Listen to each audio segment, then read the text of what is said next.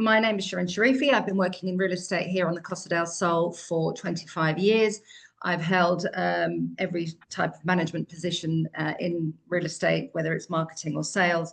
And we cover the area from Malaga to Gibraltar and inland. So coastal properties and inland types of properties as well, farms and fincas and so on, as well as I say, beachside properties or coastal towns.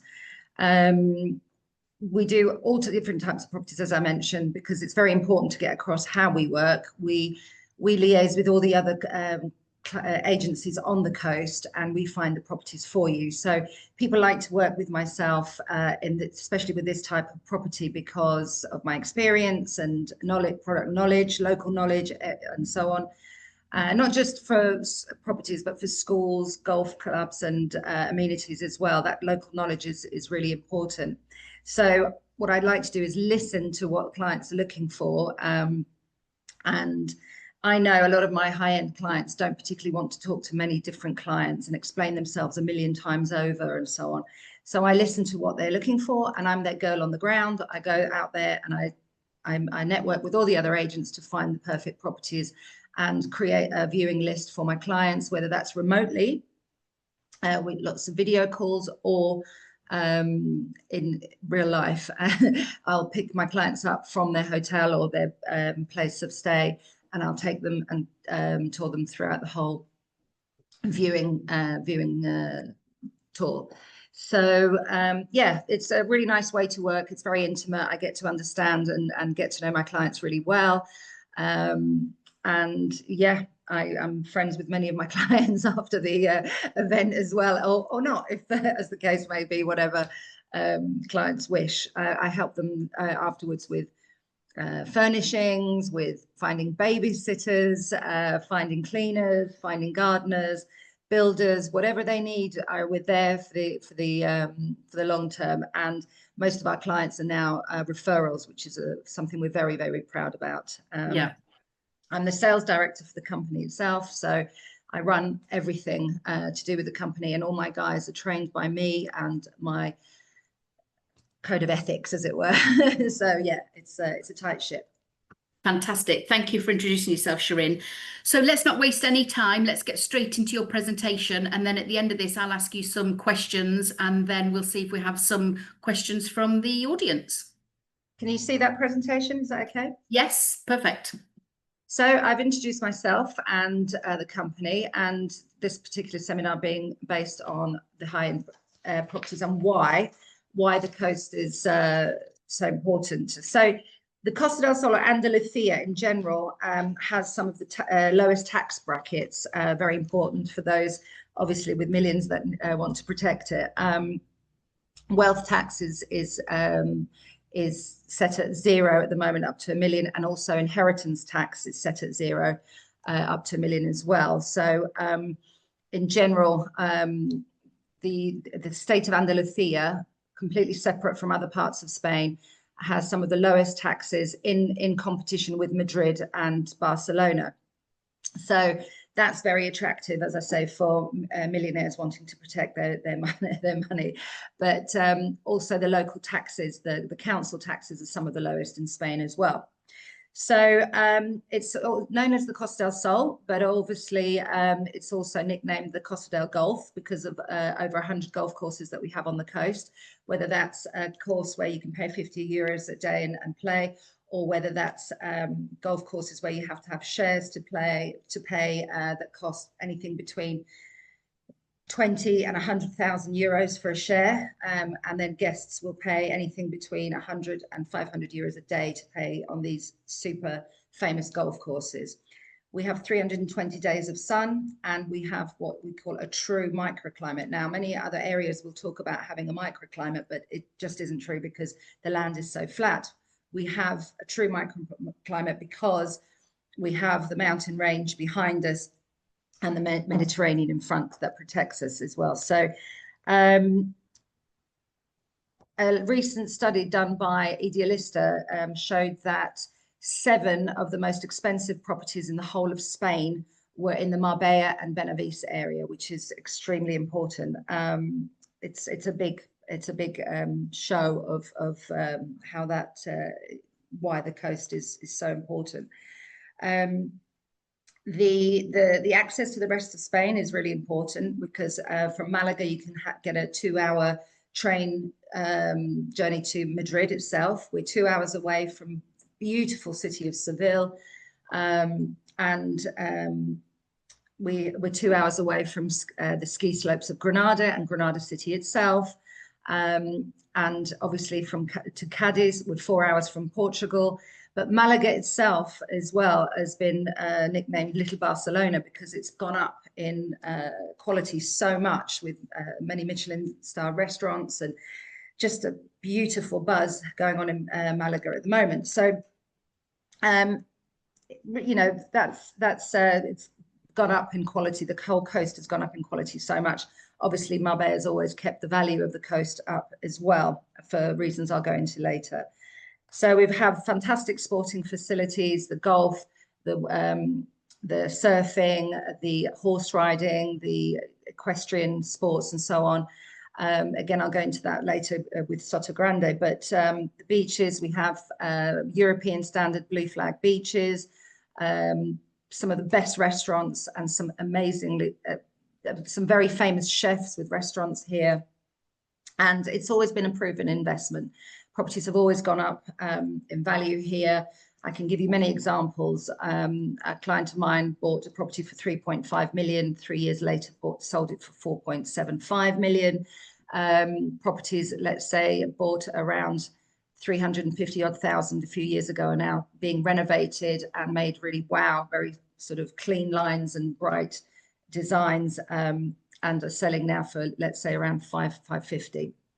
So yeah, it's a proven destination. People have always wanted to come here. We've had some, you know, very, very famous people live here. And the other thing that's obviously very, very attractive for overseas buyers, I mean, we're getting buyers from America, from have had from South Africa, from Canada, and from the Scandinavian countries, Holland, Germany. You know, these are our biggest buyers at the moment, and we're selling a lot, as I say, remotely and physically in Spain. But the thing that's very attractive, especially for the American clients and the Canadian clients, is that the cost of healthcare is just so low here compared to their own countries. So, and what it does give them is access to an infrastructure of amazing schools, really, really high quality schooling and education, but also to very, very good, excellent healthcare. I know my husband has health issues, and his care here is a million times better than what he would have got in the UK. Great. So that's really, really important for a lot of people. So moving on, sure, I'll remember other things in the meantime, but yeah, the thing about the coast is we have the coast itself, but we have some stunning inland towns and areas as well. We've got national parks, we've got UNESCO protected sites. So, you know, people wanting to get away from that beach lifestyle, that's absolutely possible with some amazing inland properties as well. We have, in terms of accessibility, we've got, you know, Malaga Airport is the third busiest airport in Spain after Madrid and Barcelona. So it means you have cheap flights. And this is really important how we compare to other areas. It's you have cheap flights from all over. And we're now a transatlantic and international airport. You have cheap flights all year round. It's very, very important. Other areas you're going to find you can't get flights in winter, or they're way more expensive.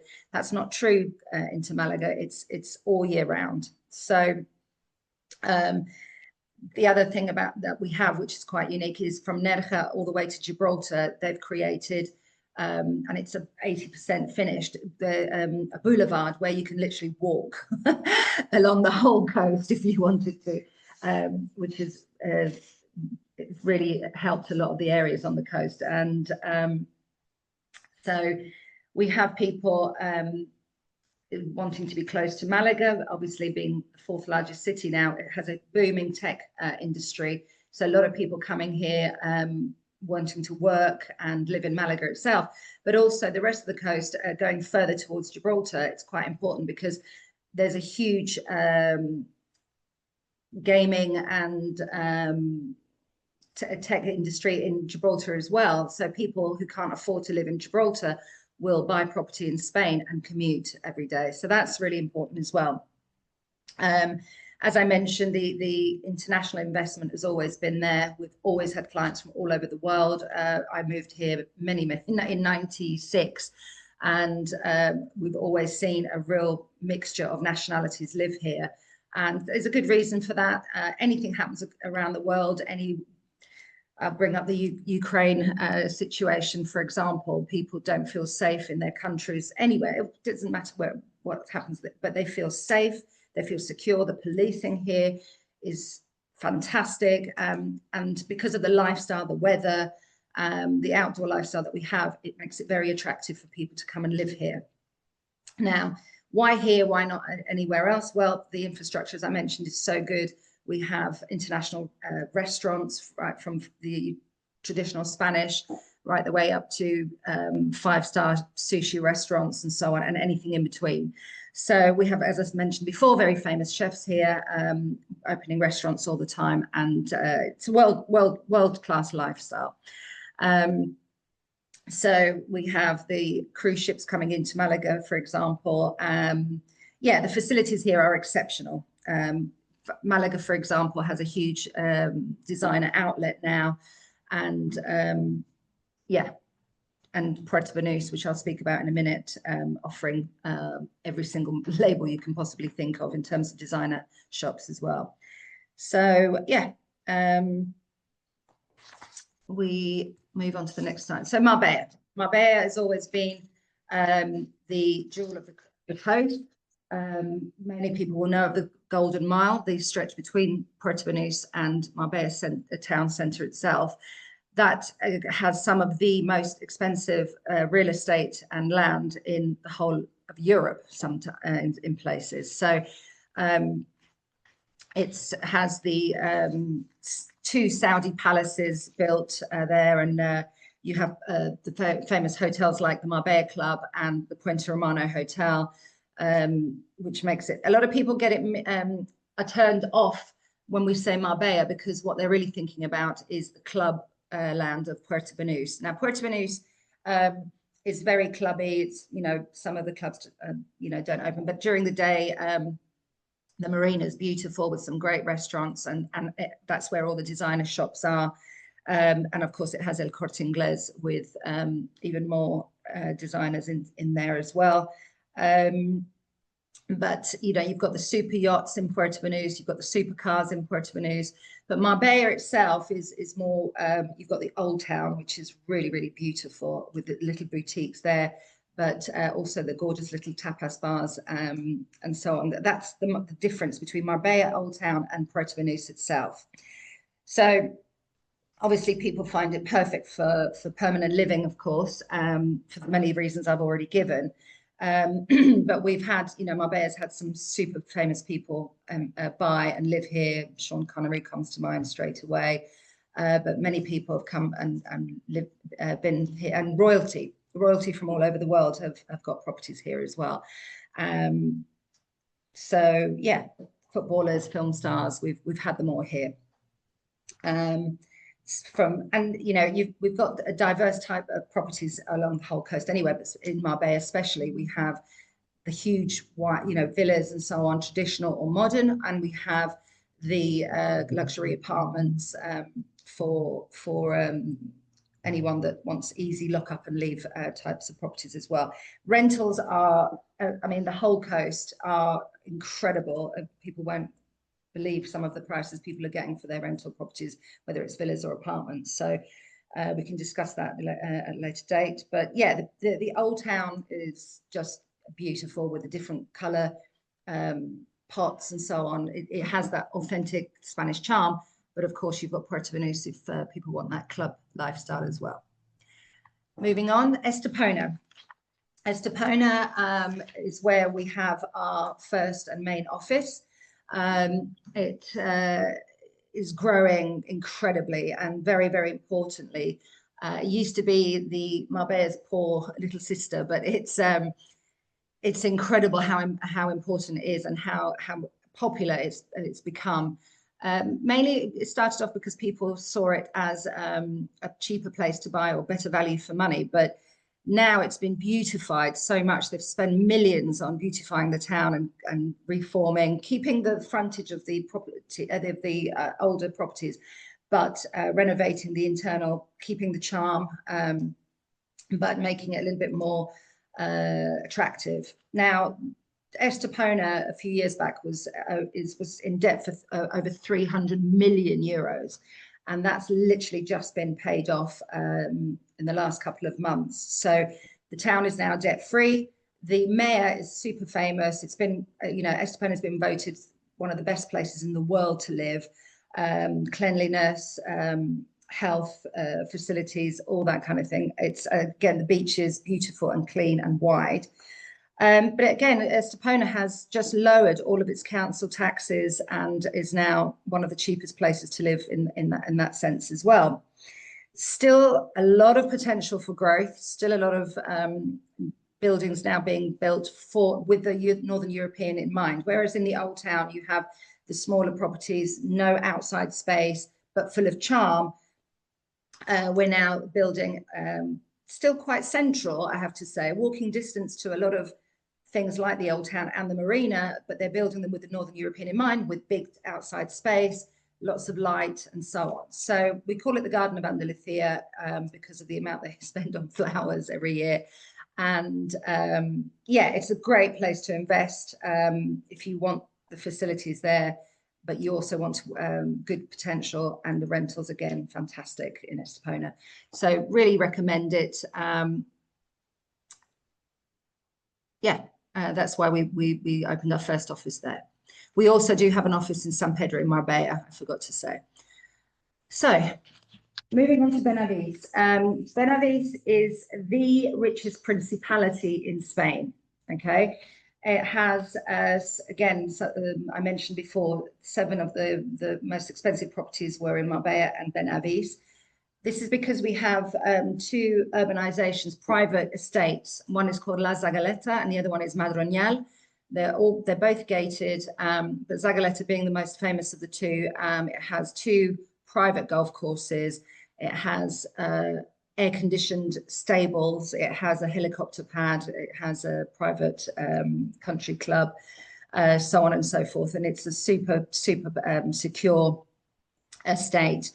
These multi-million euro properties pay into the tax system, and it means that for the rest of us, I happen to live in Benavides, the rest of us in this district, again, pay super low taxes. My rubbish collection, any property in Benavides of any size pays 18 euros for their rubbish collection a year, and it's collected every day.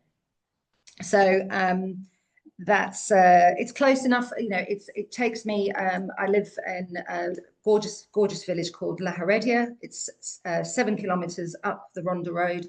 Every single house is a different color. It's a really charming town, village, sorry. It's an urbanization actually, but yeah, that takes me 5 minutes to get to the coast road, and either side of me I've got Marbella, one side of me in Portovenus, and San Pedro, and access to Estepona the other side. So it's really quick. It's really great to get into the Marbella's buzz, but we're away in the tranquility, and not much building is allowed in Benavides. So it's very green. It has beautiful countryside, and yeah, the mountain views here are just as important as the sea views. So Benavides itself is a gastronomical capital. It has a college there, a gastronomical catering college there, but also it has more square meterage of restaurant space than any other town as well. So it's really important because the town hall is super efficient. You don't have to queue up for ages. It's huge, and again, the policing it's all because of the funding that we get from these multi-million euro houses in Benavides. And the 3 of those, Marbella, Benavides, and Estepona, is what we call the golden triangle. It's where people are really wanting to be at the moment, and anywhere in between. So moving on, Mijas and Mijas Costa. It's where it's always been established. Properties here are older, And Mijas itself is one of the most famous white villages on the coast. It happens to be closer to the airport, so some people like it to be there, and it has a very large expat community. So if anybody really wants to be somewhere where they have their own nationalities around them, it's quite a good place to be. And if you don't want to be too far from the airport, but as I say, it's more established. It has, it's been a destination for many years. So properties tend to be a little bit older, but there are some new developments going on there as well.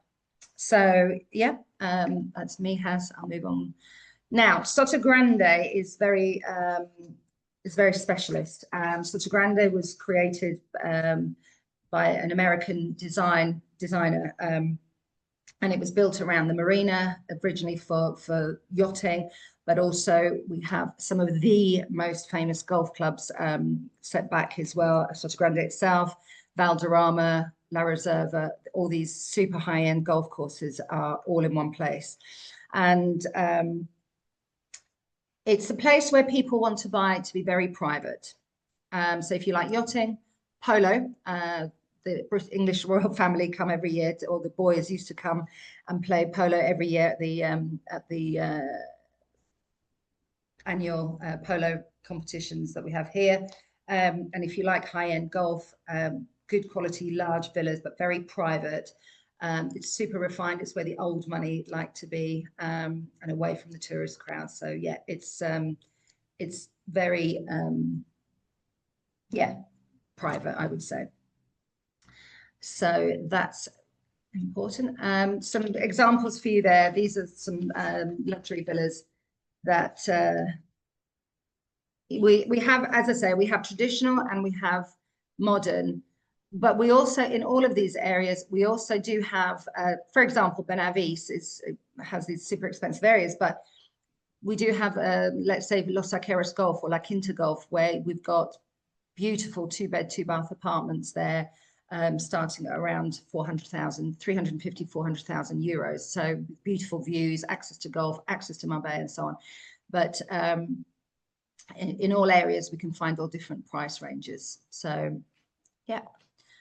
There we go. That's the summary. For many reasons, it's, I think what's really important to get across, as I say, it's not the kiss me quick Marbella kind of or lifestyle that people don't want. It's a high-end, good quality coastline. So that's why it's been desirable for many years, not just recently. So yeah, that's it.